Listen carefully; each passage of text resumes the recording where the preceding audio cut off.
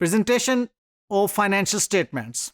We'll have an introduction of this standard. This is in fact IS1 that we'll be discussing in this module. In fact, we know very well that the general purpose financial statements, these are prepared to provide financial information, in a way useful financial information to the existing and potential investor, lenders and other creditors of the entity. तो ये जो potential and existing users होते हैं, these are the primary users as we have already discussed in our earlier modules.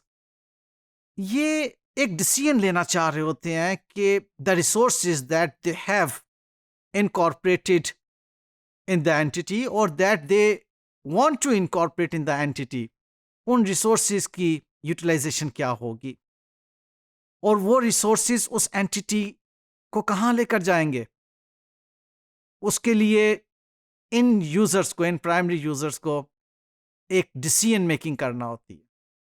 तो preparation of financial statement में basically हम financial information दिखा रहे हैं जो कि इन यूजर्स को हेल्पफुल होती है.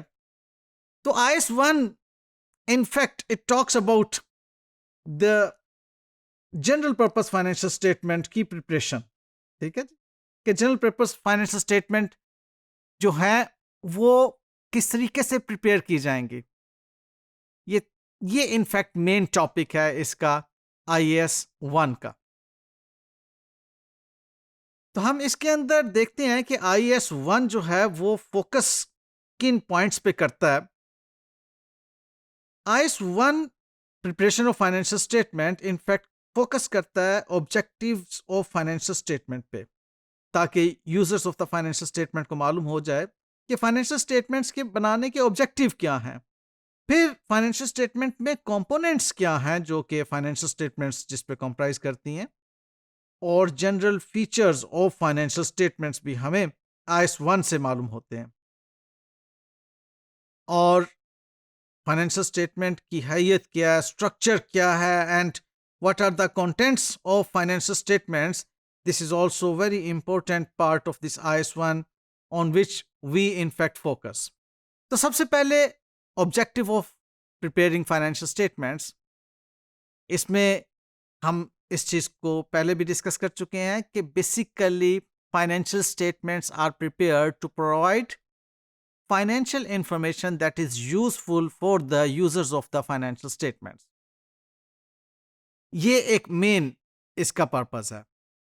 अब फाइनेंशियल स्टेटमेंट में किस तरह की फाइनेंशियल स्टेटमेंट्स इनकॉर्पोरेट की जाती हैं जो कि users of the financial statement के लिए बेनिफिशियल हों, उसके लिए हमें कंपोनेंट्स ऑफ फाइनेंशियल स्टेटमेंट्स का जानना जरूरी है.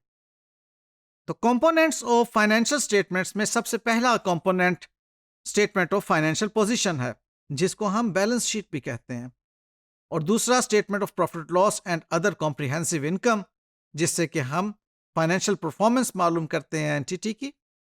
और तीसरा कंपोनेंट है statement of changes in equity. इसमें ओनर्स इक्विटी में जो तब्दीलियां, जो मूवमेंट रूनुमा होती है, उसके ऊपर हम फोकस करते हैं. Statement of cash flows is about cash inflows and outflows of the entity. And finally we prepare notes, जिसमें कि हम डिस्क्लोज करते हैं हमारी जितनी भी वर्किंग होती हैं या अकाउंटिंग पॉलिसीज हैं या एक्सप्लेनेशन जो भी हमें रिक्वायर्ड होती हैं फाइनेंशियल स्टेटमेंट को अंडरस्टैंडेबल बनाने के लिए, वो हम नोट्स में जिक्र करते हैं उसका. तो जो जनरल फीचर्स हैं हमारे IAS1 में डिस्कस हुए for preparation of financial statement, उसमें सबसे पहला फीचर है कि फेयर प्रेजेंटेशन को इंश्योर किया जाए. Second feature compliance and departure, obviously compliance of the IFRS, and if there can be a departure तो उसकी सिचुएशन देखी जाएगी.